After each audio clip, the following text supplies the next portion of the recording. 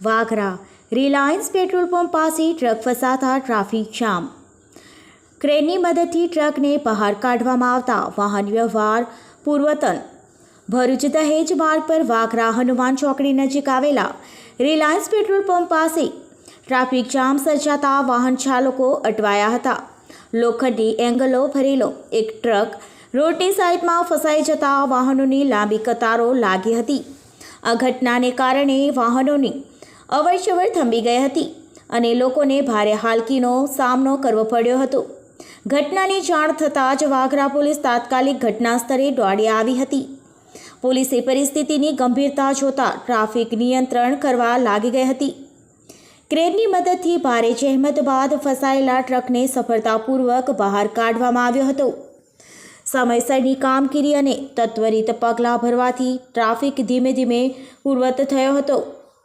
આ ઘટનામાં કોઈ જાનહાનિ થઈ ન હતી, પરંતુ થોડા સમય માટે માર્ગ પર વાહન વ્યવહાર ખોરવાઈ ગયો હતો.